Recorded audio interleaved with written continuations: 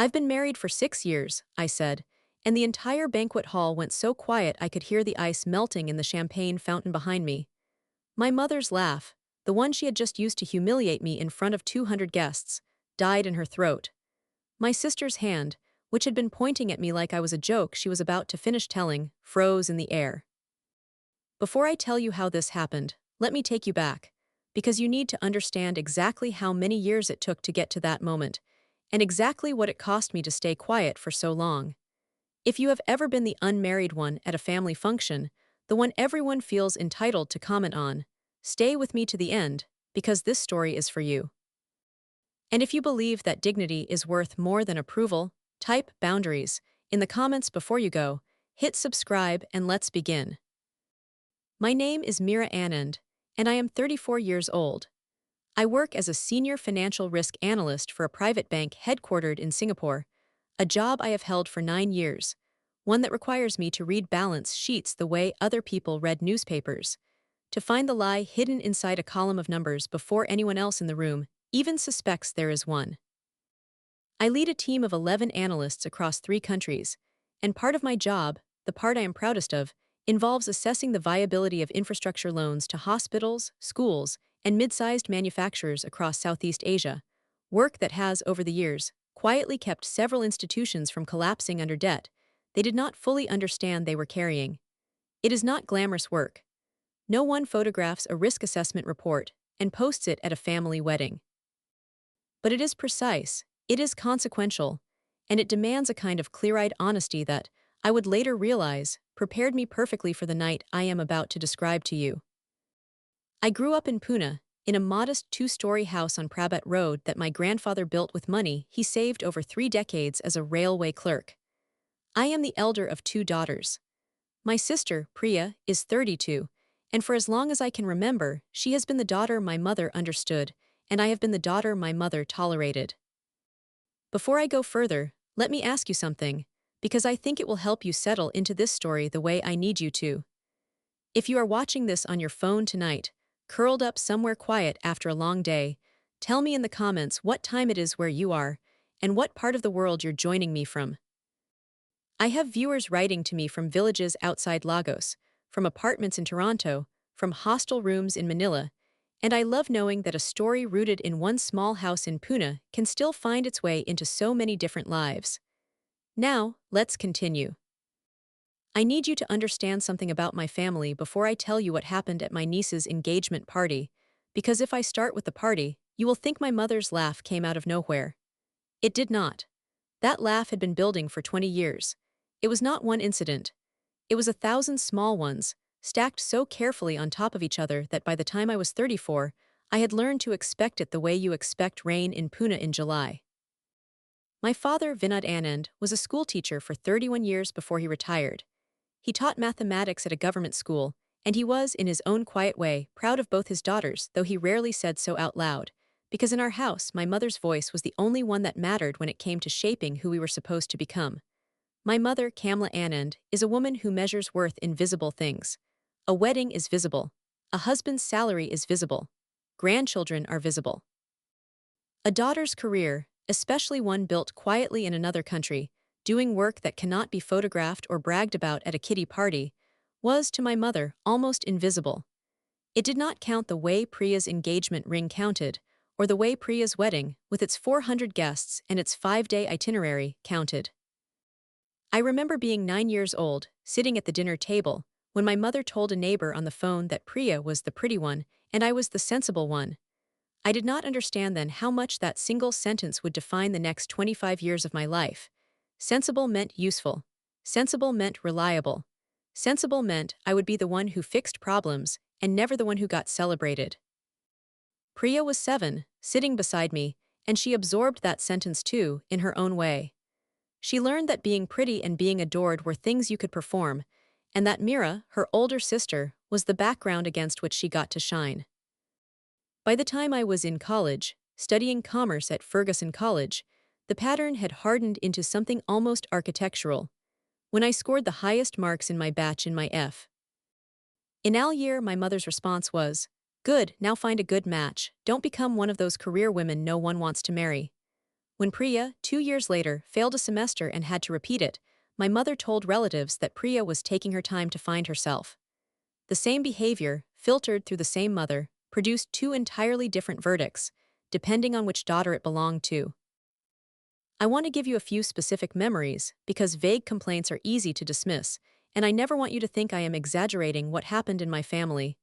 I am not the kind of person who exaggerates. It is, in fact, the exact opposite of what my job trains me to do.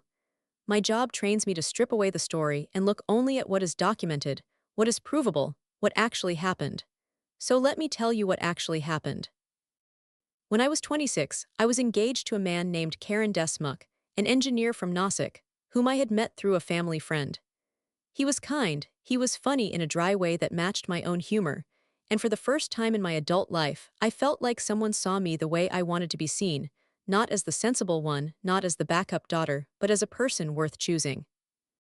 3 months before our wedding, my mother, without asking me, without telling me, sat down with Karen's mother over tea and told her, in the guise of being honest before the marriage, that our family had taken a large loan against our house, and that my father's pension alone would not be enough to support us if anything went wrong. She told this story, I later learned, because she wanted Karen's family to lower their dowry expectations and be grateful rather than demanding. She thought she was being strategic. She had, in fact, handed a stranger a weapon. Karen's family, understandably alarmed by information they had not asked for and did not know how to interpret, began to pull back. Karen, caught between his mother's fear and his own affection for me, tried to hold the engagement together for 6 more weeks. But the trust had already cracked, the way trust does when it learns that people around you will trade your privacy for their own comfort. The engagement broke 3 weeks before the wedding invitations were meant to go to print. I remember standing in my room, holding the sample invitation card I had chosen, cream-colored with gold foil lettering, and hearing my mother, through the wall, telling my aunt on the phone that it was probably for the best, since he wasn't earning enough anyway. She had already rewritten the story to protect herself from blame. She always did. That was the year I learned 2 things that would shape the rest of my life. The first was that in my family, my privacy was not mine. Anything I told my mother could and would be used, reshaped, and redistributed according to whatever made her look competent to the outside world. The second was that I would never again build something important in a place where she could reach it before I was ready.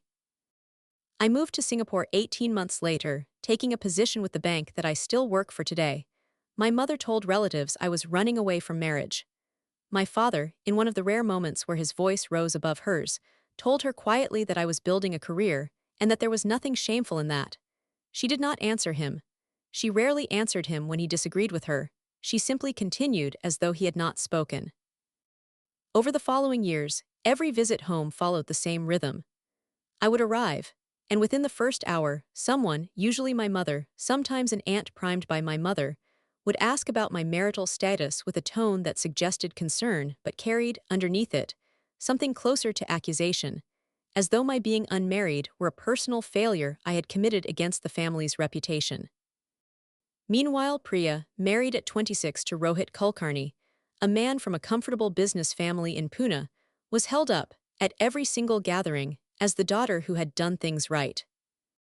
I remember a Diwali, 4 years ago, when my mother arranged the family photograph and specifically asked Priya and Rohit and their daughter to stand in the center, with my father and me arranged to the sides. So it looks balanced, since it's just the 2 of us on this end, she said, gesturing at herself and me, as though my unmarried status made me a kind of accessory rather than a full member of the frame. I remember a wedding of a distant cousin, 3 years ago, where an aunt asked me, in front of at least a dozen people, whether I was still choosy. And before I could answer, my mother laughed and said, "She's not choosy, Beta, she's just difficult to please, always has been, since she was a child," turning my private life into a punchline for a room full of people I saw twice a year. I remember, 2 years ago, sitting at my father's 60th birthday dinner, when Priya's daughter, Ananya, then 11 years old, asked me innocently why I didn't have a husband like her mother did, and my mother answered for me before I could open my mouth, saying, "Some people are just meant to be alone, Beta, that's fate," delivered with a small, satisfied smile that I have never been able to forget, because it was not sadness in her voice. It was something closer to relief, the relief of a woman who had spent her whole life comparing her daughters, and had, in that sentence, declared a winner. There is another memory that has stayed with me longer than most, one I have never told anyone outside of Arjun. When I was 29, 3 years after the broken engagement with Karen, I was up for a significant promotion at the bank, one that would make me the youngest senior risk analyst in the Asia-Pacific division. I flew home for a cousin's wedding the same week the promotion was announced, and I remember sitting at the family table, quietly proud, waiting for an opening to share the news. When I finally mentioned it, my mother nodded politely, said that's nice, beta, and turned immediately to ask Priya whether she and Rohit had decided on a preschool for Ananya yet, a decision that consumed the next 40 minutes of conversation. I remember driving back to my parents' house that night in the back of my uncle's car, staring out the window, and thinking, very clearly, that I could cure cancer and my mother would still find a way to make the conversation about Priya's daughter's admissions essay. There was another incident, closer to 5 years ago, at a smaller family dinner when my mother's closest friend, a woman named Sarita Auntie, gently suggested, in front of everyone, that perhaps I was too independent now to adjust to a husband, the way one might describe a piece of furniture that no longer fit through a doorway. My mother did not defend me.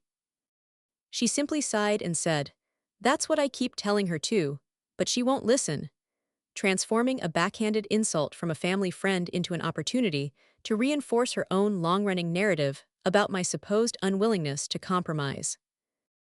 I remember excusing myself to the kitchen that night, running the tap so no one would hear that I needed a moment alone, pressing a cold glass of water against my wrist the way I used to as a teenager whenever the noise in that house became too much to hold inside my own chest. And there was one more, quieter than the others but somehow the one that hurt longest, from just under 2 years ago. My father had a minor cardiac scare, nothing serious in the end, a blocked artery caught early, but frightening enough that I flew back on the next available flight, canceling 3 client meetings to be at his bedside. I sat in that hospital corridor for 11 hours. When my mother finally called Priya to update her, I overheard her say on speakerphone, "Mira's here too." She came running as soon as she heard, you know how she is, always trying to prove something, as though 11 sleepless hours beside my father's hospital bed were a performance rather than love. I said nothing that day either. I simply held my father's hand and told myself, the way I always did, that the truth of who I was did not require my mother's narration to be real. I want to pause here and ask you something, because I think many of you watching this will recognize this exact feeling. Have you ever sat in a room full of people who love you, technically, and felt entirely alone inside that love? If that's happened to you, tell me in the comments where you're watching from tonight. I read every single one, and I promise you, you are not the only person carrying this. Now, here is the part of the story that my family did not know, the part that I carried privately for 6 years, and the part that would eventually change everything in a single evening at a banquet hall on the outskirts of Pune. 6 years ago, while I was living in Singapore, I met a man named Arjun Rao. He was a cardiothoracic surgeon, originally from Bangalore, working at a major hospital in Singapore on a research fellowship focused on minimally invasive valve repair. We met, of all places, at a conference on healthcare financing that my bank had sponsored, where I was presenting a risk model for hospital infrastructure loans, and he was one of 3 clinicians invited to give the medical perspective. He asked a question during my presentation that no one else in the room had thought to ask, about how our risk models accounted for rural hospitals with unpredictable patient volume, and I answered it in a way that apparently impressed him enough that he found me afterward at the reception to continue the conversation. We dated quietly for a year and a half. Our early relationship was built around the strange, overlapping hours of a surgeon and a financial analyst, late dinners after his shifts, ended near midnight, early breakfasts before my calls with the London office. I remember the first time he cooked for me, a simple South Indian meal in his small apartment near the hospital, apologizing that it wasn't restaurant quality. And I remember thinking, watching him move around that kitchen with the same precise, unhurried confidence he must have carried into an operating theater, that I had never once felt this steady beside another person in my life. He asked me questions about my work that no one in my family had ever bothered to ask, not because they were rude, but because to them, A spreadsheet was simply a spreadsheet, whereas Arjun, a man who dealt daily in the very real stakes of human bodies, seemed to understand instinctively that risk models were also, in their own way, about protecting lives. I did not tell my family about him, not because I was ashamed of him, but because I had learned, the hard way, at 26, exactly what happened when I let my mother anywhere near something I loved before it was strong enough to survive her. Arjun understood this without needing much explanation, because his own family, while warmer than mine, had their own complicated dynamics. His father, a retired bank manager in Bangalore, had spent years pushing him toward a more conventional, arranged match, and Arjun had his own private reasons for wanting to build something first, quietly, before presenting it to anyone for approval. We were, in that particular way, well matched, two people who had each learned that the things worth keeping were often the things you protected from an audience until they were strong enough to stand on their own. When he proposed, on a quiet evening on Sentosa Island, with the Singapore skyline lit up across the water behind him, he did not get down on one knee with a rehearsed speech. He simply took my hand and said, "I don't need a ceremony to know this is real, but I would like to spend the rest of my life making sure you never again have to wonder whether someone sees you clearly." I said yes without hesitation, and we were married 4 months later in a small civil ceremony at the Registry of Marriages in Singapore, with two witnesses, both close friends from work, and no family present from either side. I wore a simple ivory dress instead of a bridal sari, deliberately, I think, because some part of me needed the day to look nothing like the wedding I had once planned with Karen, the one that had been dismantled by a conversation I never consented to. I know how that sounds to some of you. I know some of you are thinking, how could you get married without your parents there? And I want to be honest with you, it was one of the hardest decisions of my life, and I do not think it was entirely the right one, looking back.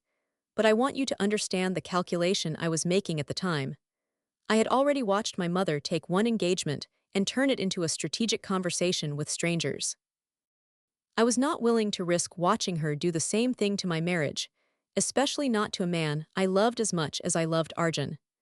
I decided that I would rather protect the marriage first and figure out how to introduce it to my family later, when it was strong enough that nothing she said could shake it. We settled into a quiet, full life in Singapore. Arjun's career advanced steadily. Within a few years, he became one of the youngest attending surgeons in his department. My own career advanced alongside his. We bought a small apartment together in Queenstown. We built, privately, exactly the kind of steady, respected life that my mother spent every family gathering implying I was incapable of building. But there is one more piece of this story you need to know, because it explains what happened at the engagement party even more than the marriage does. 4 years ago, my father called me late at night, his voice unusually thin, and told me that the house on Prabhat Road, the house my grandfather built, the house I grew up in, was in danger of being auctioned by the bank. Years earlier, Rohit's business, the one Priya's husband ran, a small construction supply company, had gone through a difficult period, and my father, wanting to help his son-in-law and I suspect, wanting to prove to my mother that he too could be generous and useful, had co-signed a business loan using our family home as collateral, without fully understanding the risk. When the business struggled to recover after a bad year, the loan fell into default, and the bank had begun foreclosure proceedings. My father had not told my mother the full extent of it, terrified of what she would say, and he had certainly not told Priya or Rohit, not wanting to shame his own son-in-law. He told me because I was the one person in the family who dealt with numbers for a living, and because, in some quiet corner of himself, I think he trusted that I would not use this information as a weapon the way my mother might have used mine. I flew back to Pune within the week, on a pretext of using my leave before it expired, and I sat with my father in the small back office of his lawyer, a soft-spoken man named Advocate Despand who had known our family for 20 years, reviewing documents late into the night. The numbers were worse than my father had let on over the phone, nearly 42 lakh rupees in defaulted principal and accumulating interest, with the bank's recovery notice already dated and the auction listing scheduled for a date less than 11 weeks away. I remember sitting at that small wooden table, running the figures the same way I would run them for any distressed asset at work, except this particular distressed asset was the house where I had learned to ride a bicycle, where my grandfather had once let me sit on his lap and listen to cricket commentary on an old transistor radio. Over the following month, working late at night after my regular calls with the Singapore office ended, I coordinated quietly with Advocate Despand and eventually, using savings I had built over nearly a decade of a disciplined career, and a joint account I now shared with a surgeon's income, I settled the outstanding loan in full. I did not do this through my personal name. I set up a small family trust, registered under a neutral name, the Prabhat Heritage Trust, and had the trust purchase the debt from the bank and formally clear the lien on the property. To my mother, to Priya, to almost everyone except my father and his lawyer, the story that eventually circulated was that a distant family friend, a Mr. Sharma who had once been helped by my grandfather decades earlier, had stepped in out of old loyalty to settle the matter quietly. My mother repeated this story at kitty parties for years, praising old-fashioned people who remember favors, never once suspecting that the trust deed sitting in a lawyer's office in Pune carried my name as its sole beneficiary. I did this not to control my family, and not to hold something over them, though it would eventually do exactly that. I did it because it was my grandfather's house, because my father was drowning in a shame he could not voice, and because, whatever my mother had done to me over the years, I did not want to watch my father lose the one thing that still gave him a sense of steadiness in his old age. I told myself at the time that the truth would come out eventually, when the moment was right, and that until then, it cost me nothing to let a fictional Mr. Sharma take the credit. I want you to sit with that for a second, because I think it says something important about who I am, and about who many of you watching this are too. I was quietly holding up an entire family's sense of security, and an entire family's sense of what a good marriage looks like, while that same family spent every gathering treating me like the one who had failed at life. If you've ever done something enormous for people who had no idea, and continued to smile through their casual cruelty anyway, type, "I understand" in the comments, because I promise you, that particular kind of exhaustion is real, and it deserves to be named. For 6 years, this was my life. A full, rich marriage no one at home knew about, and a rescued family home no one at home understood I had rescued. I visited Pune 2 or 3 times a year, always alone, always fielding the same questions, always absorbing the same small cruelties dressed up as concern. Arjun, back in Singapore, would sometimes ask me gently when I planned to tell them, and I always gave him the same answer: when the time is right. I did not know, back then, that the time would announce itself, loudly, on a Saturday evening in December, at my niece Ananya's engagement party.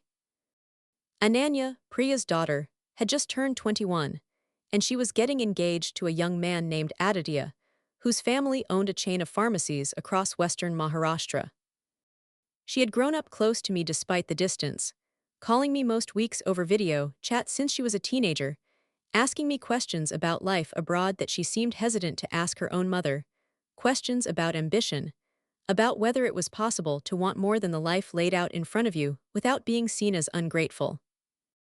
I had always answered her carefully, aware that anything I said too directly might eventually make its way back to my mother in some distorted form, but I had also always tried to be honest with her, because I remembered too well what it felt like to grow up in that house, without anyone offering an alternative model of what a woman's life could look like.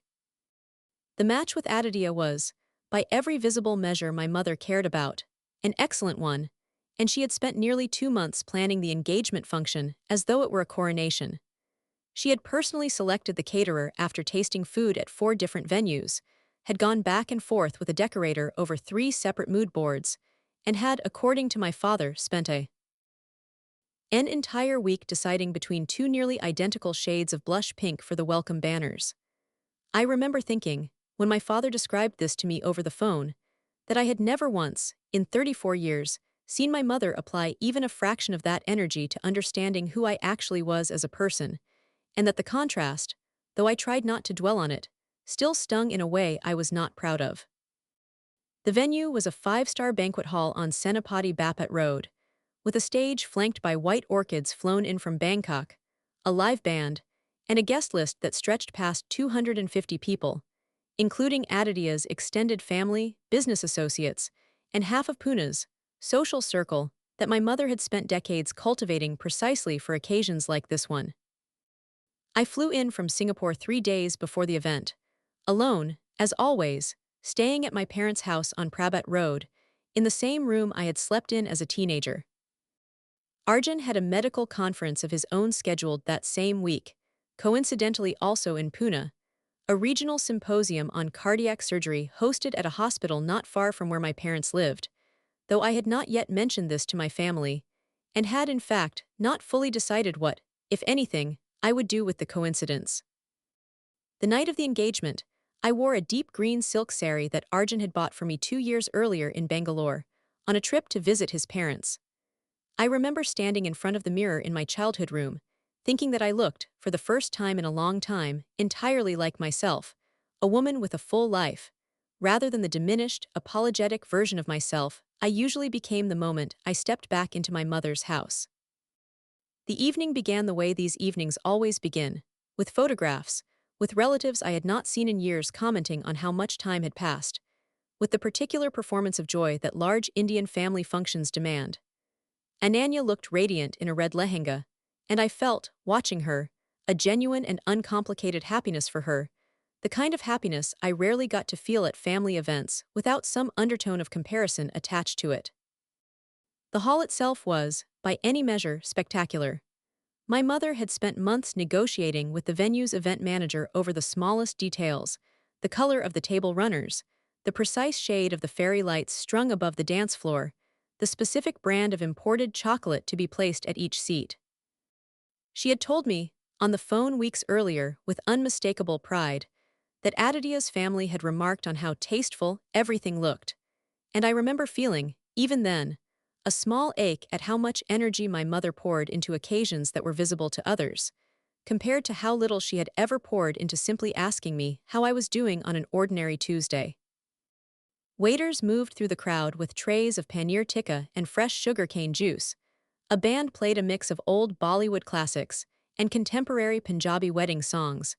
And somewhere near the entrance, a professional photographer directed groups of relatives into carefully staged poses beneath an arch of white and gold flowers.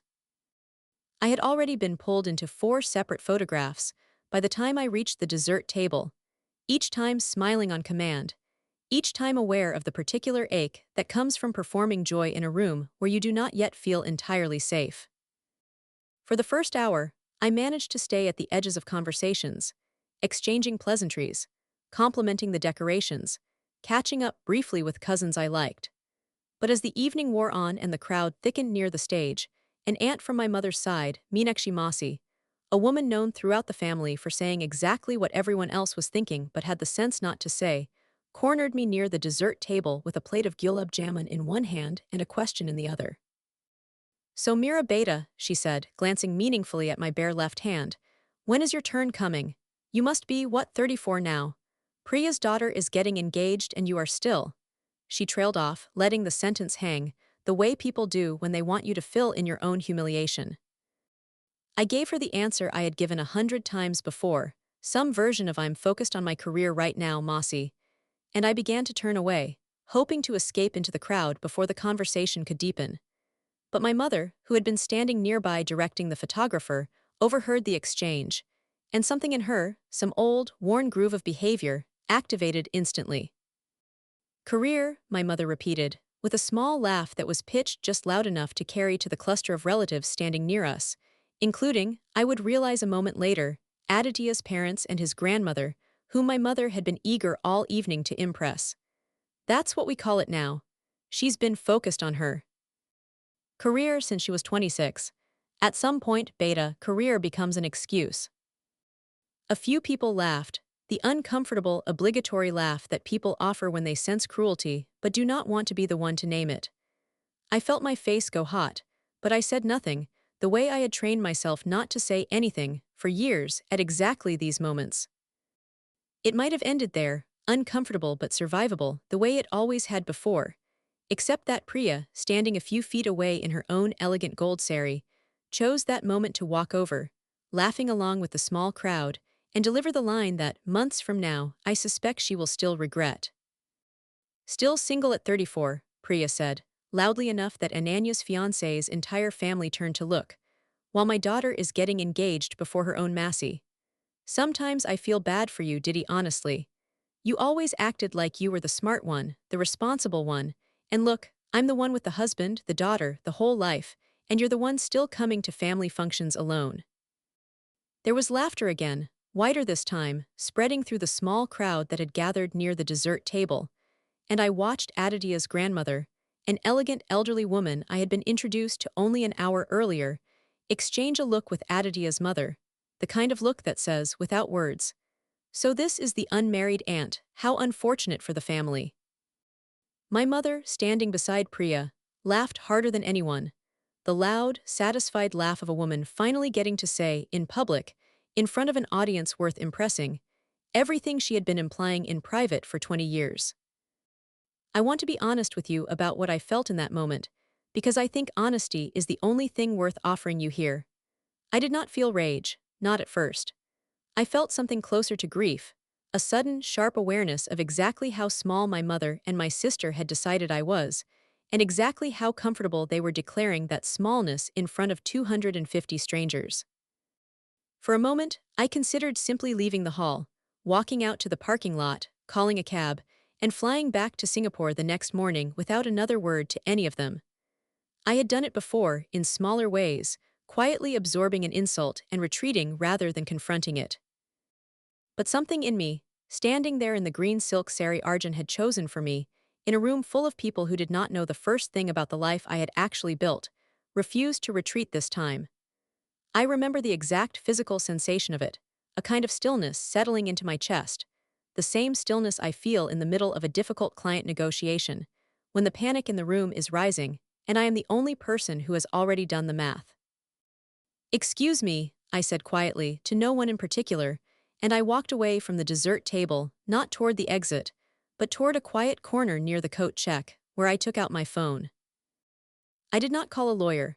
I did not need documents from anywhere far away. I had in fact been carrying a folder in my handbag all evening, an old habit of mine, because I had planned, at some point during this trip, to finally show my father the updated trust paperwork for the house, a conversation I had been meaning to have privately, quietly, without an audience.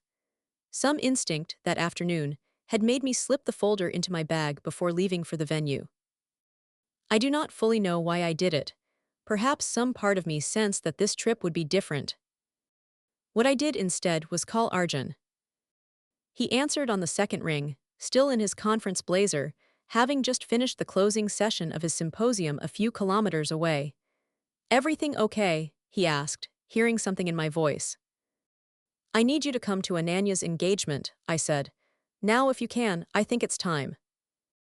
There was a brief pause on the line, and then, in the calm, steady voice that I had fallen in love with 6 years earlier, the voice he used with frightened patience before difficult surgeries, he said, "I'm 20 minutes away. I'll come straight there." I want to pause here, before I tell you what happened next, to ask you something. If today's story is speaking to something in your own life, if you have ever quietly held more strength, more resources, or more truth than the people around you gave you credit for, take a second right now and hit that subscribe button, because I have more stories like this one, and I would love for you to be here for them. I went back into the hall and rejoined the party, not with the shrinking posture I usually wore at these events, but standing straighter than I had all evening. My mother and Priya, having delivered their joke, had already moved on, laughing with Aditya's family near the stage, entirely unaware that anything had shifted. I found my father near the buffet, sitting quietly at a table with two of Hi's old teacher friends, looking, as he often did at these large functions, slightly out of place amid the noise. "Papa," I said, sitting beside him, "I need to talk to you about something, and I need you to trust me for the next 30 minutes. He looked at me carefully, the particular look he used to give me as a child when he sensed I was about to do something either very brave or very foolish. "What is it, Beta?" "You're going to meet someone tonight," I said, "and I need you to not be angry with me for not telling you sooner. Can you do that?"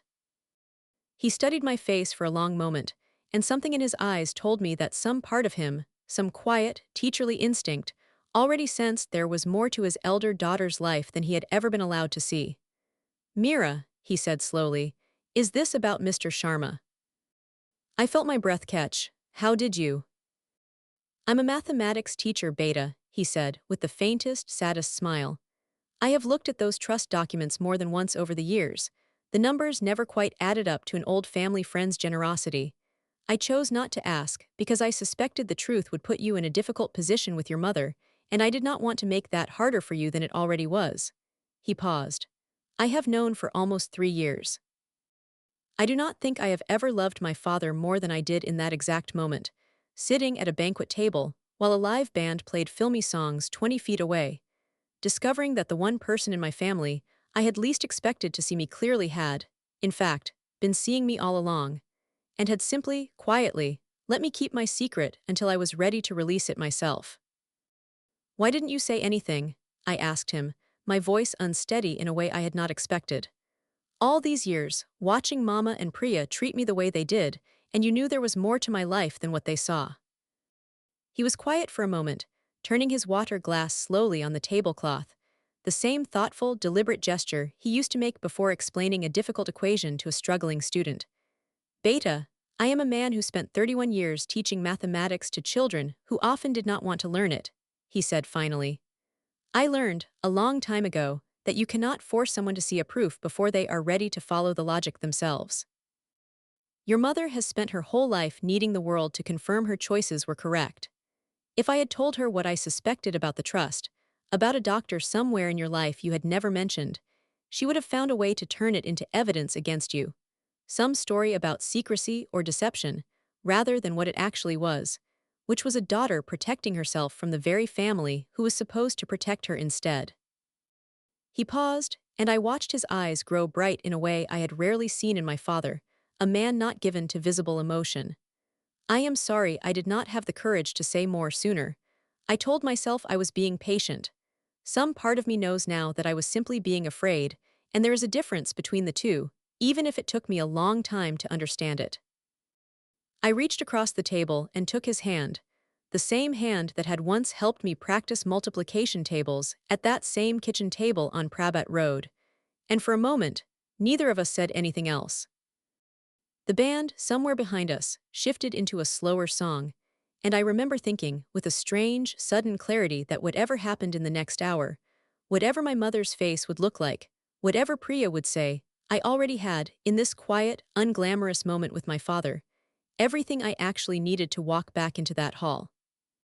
Arjun arrived 18 minutes later, still in his dark navy conference blazer, looking, as he always does, like a man entirely unbothered by rooms full of strangers, a quality I have always envied in him.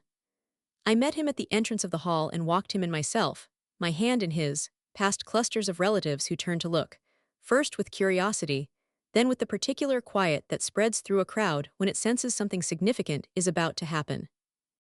My mother saw us first. I watched her face move through several expressions in the space of about 4 seconds. Confusion because she did not recognize the tall, composed man walking beside her elder daughter. Polite social reflex, because whoever this man was, he was clearly someone of standing, and my mother's instincts for status never sleep. And then, slowly, as she registered the way Arjun's hand was laced through mine, something closer to alarm. Mira, she said, her voice pitched carefully for the growing audience, who is this? I did not raise my voice. I want you to understand that, because I think it matters more than almost anything else in this story. I did not shout. I did not cry. I spoke the way I speak in board meetings, when I am about to tell a room full of executives something they do not want to hear, but absolutely need to know. Mama, I said, this is my husband, Dr. Arjun Rao. We've been married for 6 years. The silence that followed was the kind of silence I have only otherwise experienced in courtrooms, on television, the kind where you can genuinely hear individual conversations stop, one after another, rippling outward through a crowd like a stone dropped in still water. Priya's mouth actually fell open. Aditya's grandmother, who had made her small, cutting comment about the unmarried aunt, less than an hour earlier, turned to look at me with an entirely different expression on her face now, something between surprise and, I suspected, a small private embarrassment of her own. Married, my mother repeated, as though the word itself were unfamiliar to her. For 6 years, that's not possible, we would have known. There would have been a wedding, there would have been. There was a wedding, I said. A small one at the Registry of Marriages in Singapore 6 years ago with 2 witnesses. I didn't invite you, Mama, and I want to explain why if you're willing to hear it, but I'm not going to pretend it didn't happen, and I'm not going to let you or Priya turn my life into a joke in front of 250 people ever again. But why, my mother said, her voice cracking now, caught somewhere between public performance and genuine, bewildered hurt. Why would you hide something like this from your own mother? I looked at her, and I found to my own surprise that I did not feel triumphant, the way I had imagined, in quiet, angry moments over the years, that I might feel if this day ever came. I felt tired, and I felt sad, and underneath both of those things I felt, for the first time in a long while, entirely calm. Because 6 years ago, when I was engaged to Karen, you sat down with his mother and told her about our loan and our finances without asking me first, because you thought it would help, and it cost me my engagement 3 weeks before the wedding, I said. I decided after that I would build the next important thing in my life somewhere you couldn't reach it, until it was strong enough to survive you. I'm sorry that hurt you, Mama, but I'm not sorry I protected my marriage. I heard my father, beside me, let out a breath he seemed to have been holding for a very long time. And there's something else, I continued, before my mother could recover enough to respond, since we're finally being honest tonight. 4 years ago, when this house, Papa's house, my grandfather's house, was about to be auctioned by the bank because of the loan on Rohit's business, it wasn't Mr. Sharma who saved it. I reached into my handbag and drew out the folder I had been carrying all evening, and I held it out, not dramatically, simply, the way I hand documents across a conference table. I did, through a trust I set up using my own savings. Papa has known for 3 years. I'm only telling the rest of you now because I'm tired of watching you praise a man who doesn't exist while treating me like I've never done anything worth respecting. I want to tell you honestly, because I promised you honesty at the beginning of this story, that I did not enjoy the look on my sister's face in that moment, even though some old, wounded part of me had once imagined I might.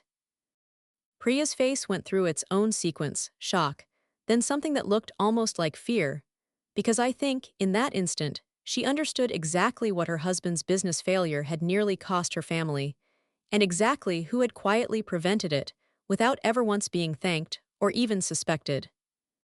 Rohit, standing beside her, went pale in a different way, the specific pale of a man realizing, in front of his new in-laws, exactly how much financial trouble his business had once caused, and exactly how close his family had come to losing their home because of it.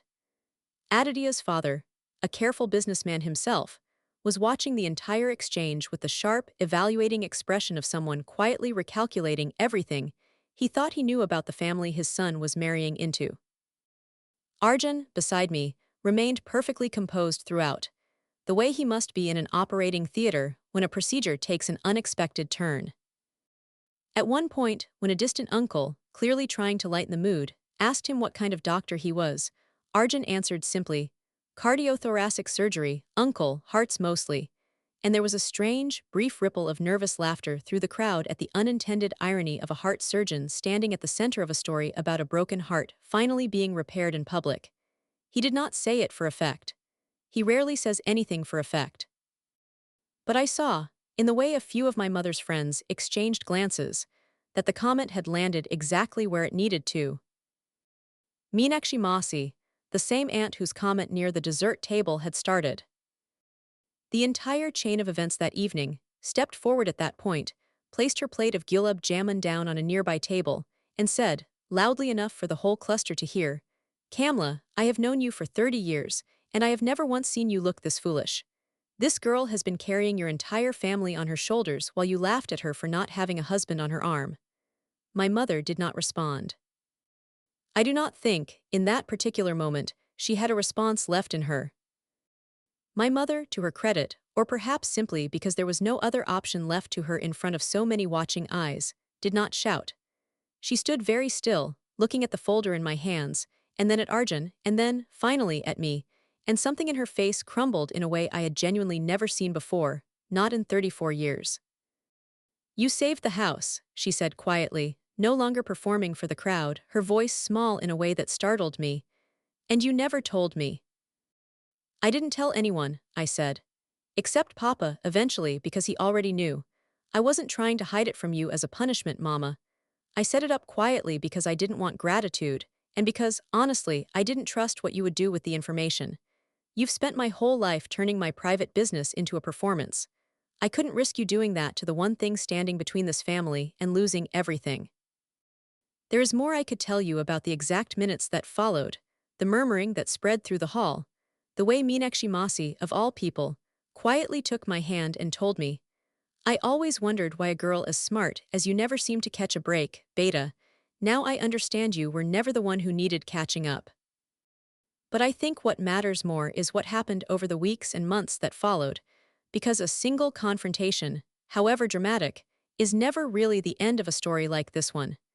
It is only the beginning of the reckoning.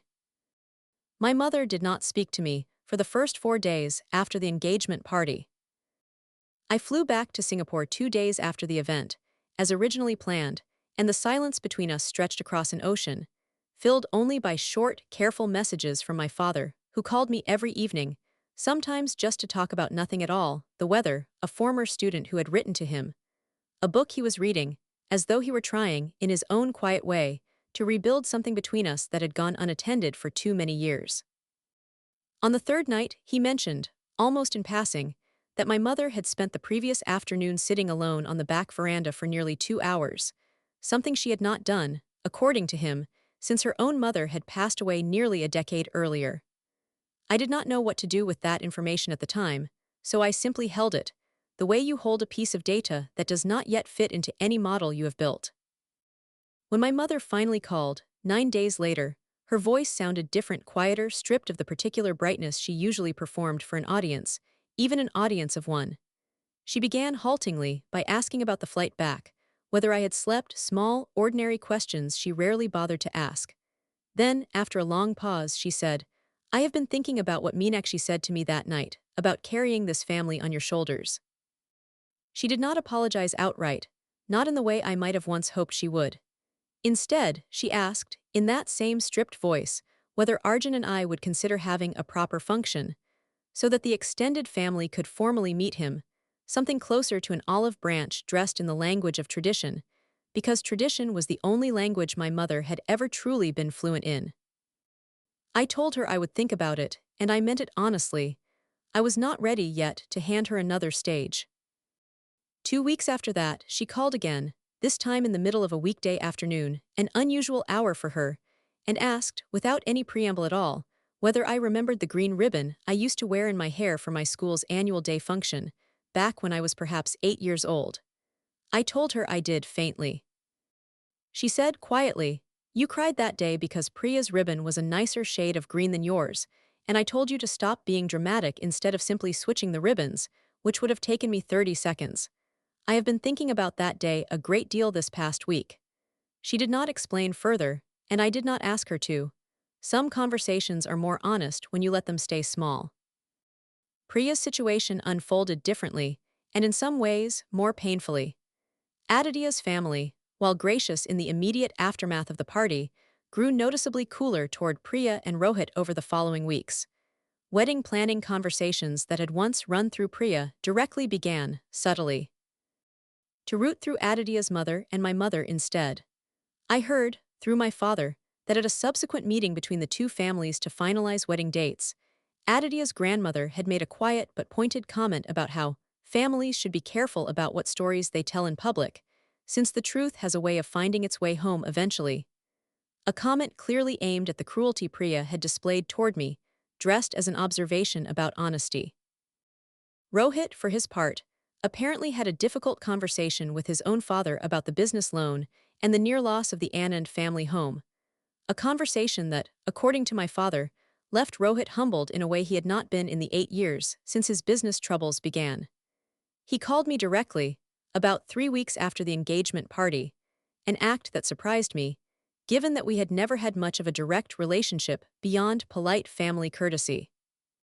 His voice over the phone sounded smaller than I had ever heard it, none of the confident, backslapping warmth he usually performed at family gatherings. He told me that he had spent several nights unable to sleep, replaying the moment I had held up that folder, doing the arithmetic in his head of exactly how differently his marriage, his daughter's life, his in-laws' opinion of him, might have unfolded if that loan had gone unpaid and the house had actually been auctioned. He thanked me awkwardly for what I had done and told me he had not fully understood until that night how much his failure had put at risk, or how much I had quietly absorbed to protect a family that, in his words, never gave you credit for anything. Since then, he has made a point of including me directly in family financial conversations he once rooted only through Priya or my mother. A small, practical shift that I suspect matters more to him, as a way of making amends, than any apology he could have offered in words. Priya's own reckoning was slower and more layered. In the days immediately following the engagement, according to my father, she alternated between defensive anger, insisting to anyone who would listen that I had planned to embarrass her on her own daughter's engagement day, and long stretches of silence in her room, the kind Ananya later described to me, gently, as Mama just staring at her phone without really looking at it. Aditya's mother, in a conversation my father overheard at a subsequent planning meeting, mentioned to Priya directly that she hoped family functions going forward would be free of that sort of unpleasantness. A polite but pointed warning that Priya apparently absorbed with unusual quiet. The wider family, too, recalibrated in ways I had not expected. Within days, word of the engagement party had traveled through the extended Anand and Kulkarni networks, the way news always travels in families like mine, filtered and reshaped with each retelling, until, according to my father, at least 3 separate versions were circulating, one in which I had arrived like a queen with a foreign doctor husband, one in which I had humiliated poor Kamla in front of the whole community, and one, closer to accurate, in which relatives who had spent years quietly uncomfortable with how my mother spoke about me finally felt permitted to say so out loud. Meenakshi Masi called my mother twice in the following month, each time, according to my father who happened to be in the room, gently but firmly reminding her that a mother who cannot see her own daughter clearly has no right to complain when the daughter stops explaining herself. An aunt on my father's side, whom I had always found distant and formal, sent me a long message a few weeks later, admitting that she too had spent decades being quietly measured against a more traditionally successful sister, and thanking me, in her own careful way, for showing her that it was possible to simply stop performing an apology for a life that required no apology at all. I did not expect that message, and I have kept it saved on my phone since, because it reminded me that these patterns rarely live in just one family. They live in dozens of families, repeating themselves in nearly identical shapes, waiting for someone to finally say, out loud, that they are not acceptable. Meenakshi Masi and I grew closer in the months that followed, in a way I had not anticipated. She began calling me every few weeks, ostensibly to ask about Singapore prices, or to complain gently about my mother's latest social maneuvering. But I understood, underneath the small talk, that she was checking in on me the way an actual aunt should, something no one on my mother's side of the family had ever quite managed before. She told me once, over one of these calls, that she had watched my mother and Priya's dynamic toward me for over 2 decades, and had always suspected there was more strength in me than either of them credited, but that she had never the right moment to say so without it seeming like she was choosing sides in a family she also depended on for her own social standing. That night, she told me, you gave all of us permission to finally say what we had been quietly thinking for years. Even Aditya's grandmother, the elegant woman whose small comment about the unmarried aunt had been one of the sparks of that entire evening, sent word through Aditya's mother, weeks later, that she hoped I would forgive an old woman's careless words, offered without any real understanding of the life behind them. I did not need the apology, not really, by that point, but I appreciated it nonetheless, because it told me something true about how differently people speak about each other when they assume no consequence will ever follow the words. My life in Singapore, meanwhile, continued much as it always had, in the steady, unglamorous rhythm of work I love, and a marriage that has never needed anyone else's validation to feel complete. Arjun still leaves for the hospital before 6 most mornings, and I still spend my evenings occasionally on calls with colleagues in London or New York, the two of us building, quietly, the same kind of life we always intended to build, except now, for the first time in 6 years, That life is no longer a secret folded carefully away from the people who raised me. Priya herself took longer to reach out. When she finally did, nearly 6 weeks after the engagement, it was through a long, imperfect message rather than a phone call, something I think she found easier than facing me directly.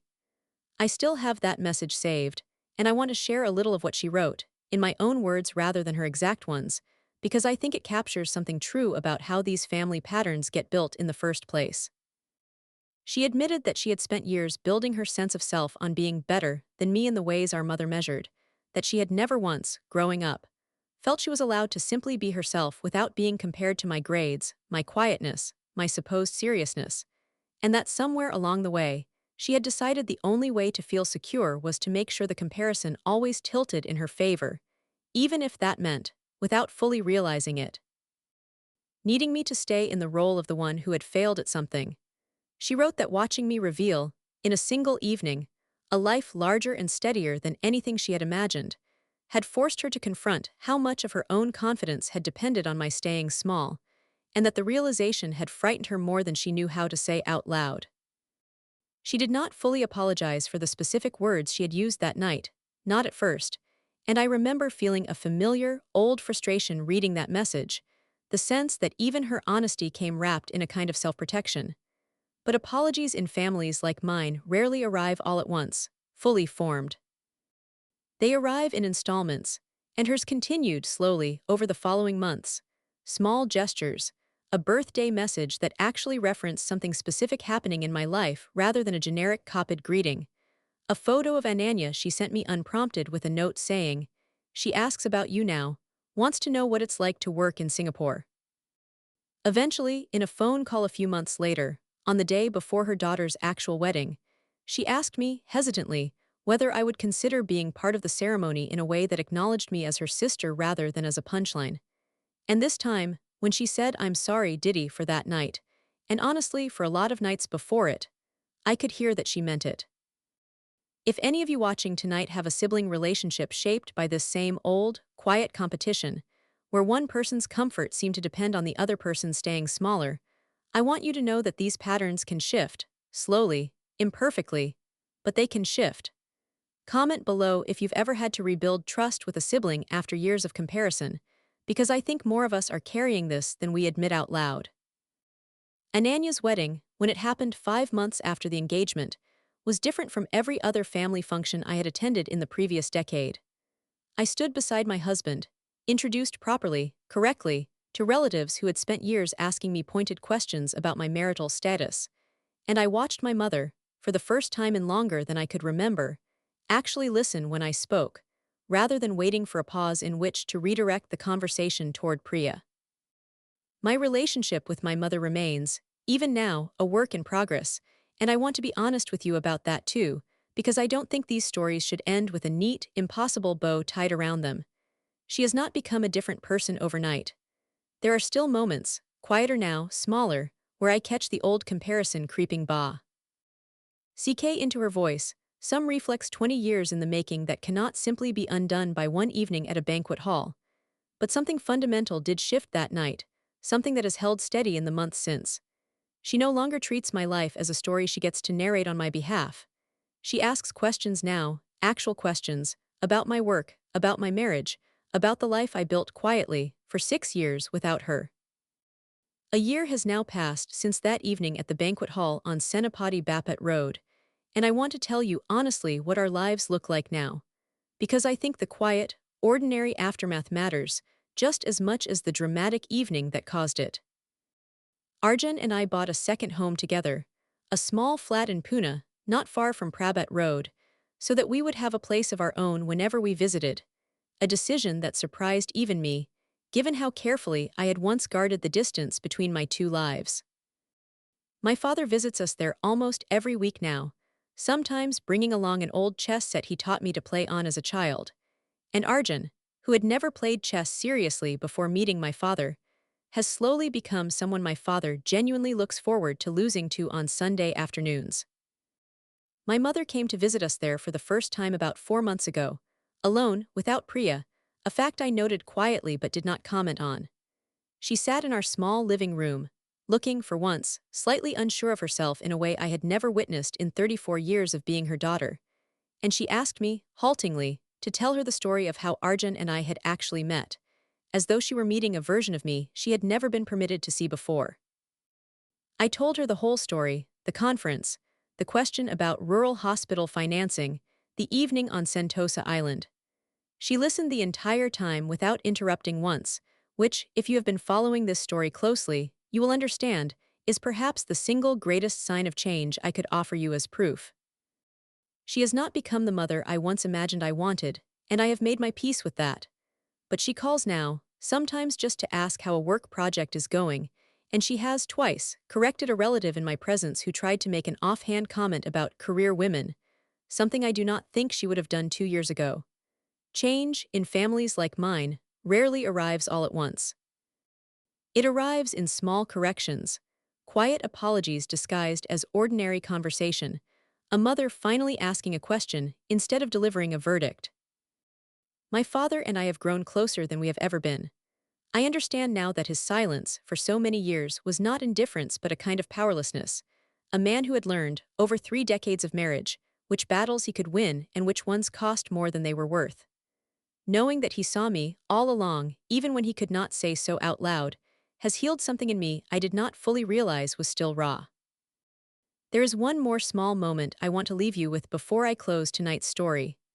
A few weeks ago, Ananya, now settled into her first months of marriage, called me on a quiet Sunday afternoon, not to ask about wedding logistics or family matters, but simply to talk, the way you talk to someone you have decided to trust.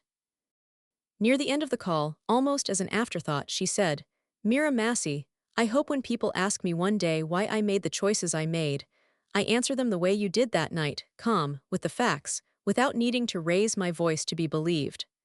I did not expect that sentence to affect me the way it did.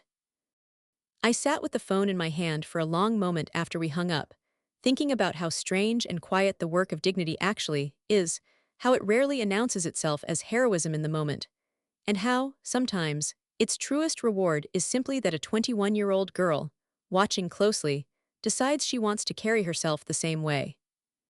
I think often now about what it means to hold your own worth quietly, to build something real and steady in a place where no one is watching, and to trust that the truth of it will matter, eventually, even if it takes years to be seen. I do not regret keeping my marriage private, though I sometimes wish circumstances had never made that privacy necessary.